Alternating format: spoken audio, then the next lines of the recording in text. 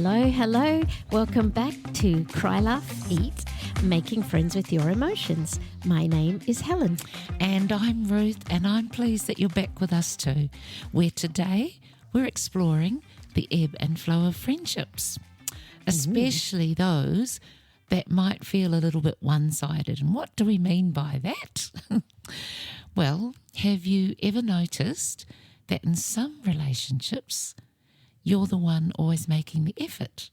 Perhaps you're the one that always calls or texts, or you organise the get-togethers, or perhaps without your initiative, nothing happens.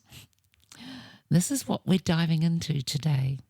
And we're going to explore what you might be feeling at those times. So you might feel hurt, rejected, annoyed or irritated.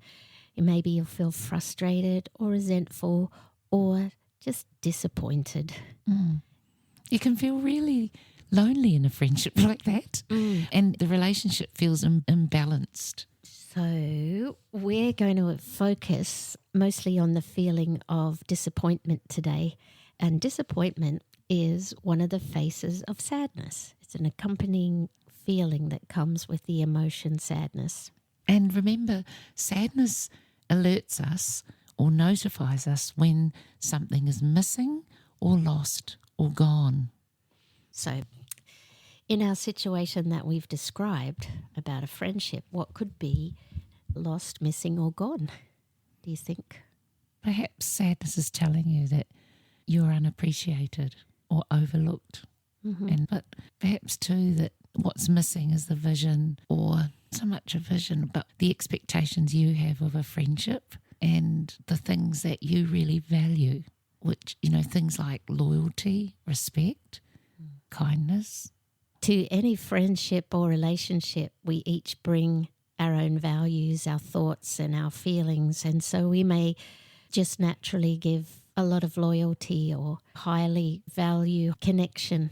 And so we bring those to a relationship, and I guess sometimes to a friendship. We may feel disappointed because the expectations that we had and the way that we see friendship may not be reciprocated the same way. And so it leaves us feeling that something's missing from that friendship. So thinking on those things, what you may treasure in friendship may not be what the other person treasures or could even bring or want to bring. And perhaps that's neither right nor wrong. It just is. And I think it really comes back to knowing what you need and want. Which is perfect, because that's what sadness points out. That's why emotions are your friends, because they alert you to something that needs your attention. So in a relationship like that, where it might be one-sided a lot, not just on occasional days, which happens in all relationships, Of course. but if it's consistently so, then sadness, or maybe even anger sometimes, and we won't go into that because we're focusing on sadness today. It seems counterintuitive, but if you stop and listen to sadness, it is a step towards you developing a healthier relationship, if that makes sense. It's not about dwelling in the sadness, but listening to it and understanding what it's trying to tell us. Share with us, Ruth, again what sadness was trying to tell us.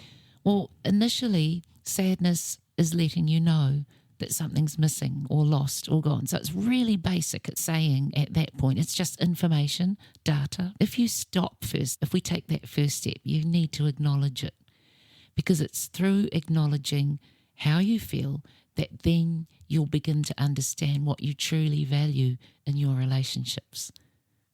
So you're naming what you're feeling, and then perhaps naming the things you really value. Yeah, you might say, look, I need mutual effort in a relationship. That would be nice. Response. I need respect in a relationship. Sadness has opened the door to that, and it encourages you then to seek changes so that you feel better about yourself, and then your relationships and all your interactions with others are more fulfilling. So So it's about using sadness as a catalyst. So you're first acknowledging it, which is fantastic, and then you're asking that wonderful question, what's the message? So you're asking yourself, well, what's the message here? And instead of letting sadness weigh us down, it's okay to feel sad, but it's what you're going to do with it. You can let it guide you. Maybe it's saying, okay, you need to communicate your needs more clearly. Maybe it's time for you now. This might be sadness speaking to you. Maybe it's time for you to have an open conversation with that person about how you feel. Or maybe it's time to reassess where you're investing all your emotional energies. It might be that maybe that relationship isn't really for you. What do you think, Helen? Yeah, I think there may be times when you realise because of the things you treasure that you may not find it in that friendship in the way you need it. So it may become a different kind of friendship to you. That's right. And sadness opens the door also for you to understand better the nature of give and take in a relationship. And it might be saying there's a lot of giving here and a lot of taking. Which are you doing all the giving and are they doing all the taking? Maybe you need to look at that.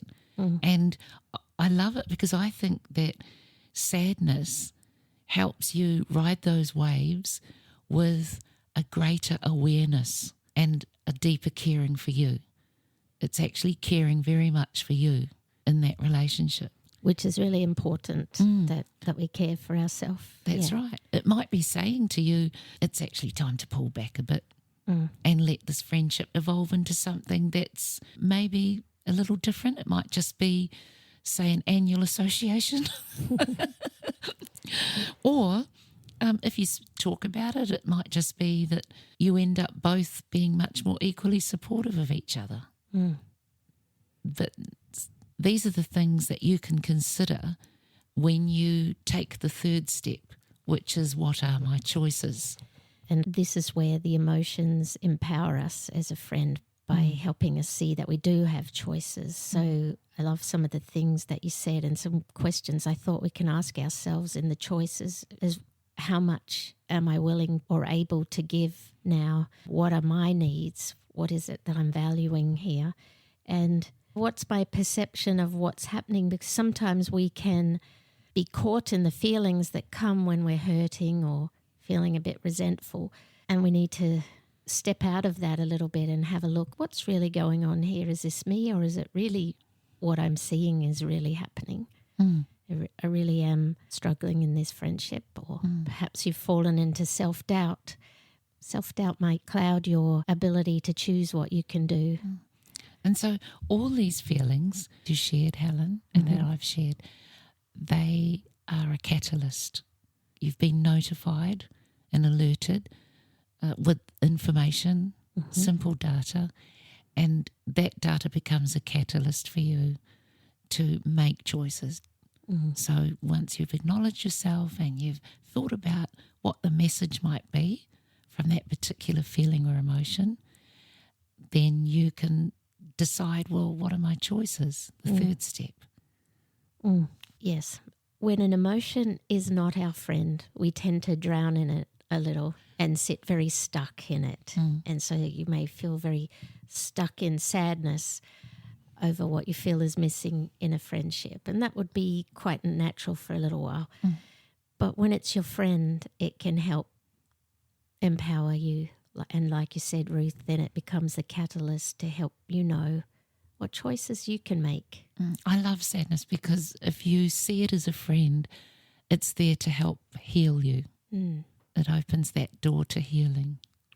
Yeah, and so on that point, it's a really good thing for us all to reflect what might we need healing from, because there's often something inside and that sadness can help you. And on that note, if you find you really are consistently stuck in that sadness, please talk to someone, especially a professional counsellor or therapist who can just talk with you and hear how you're feeling and have that person that you can share in a nice, safe place with. Don't be alone. Remember to take care of you this week and join us on our next episode. Can't wait to talk to you then. Bye. Bye.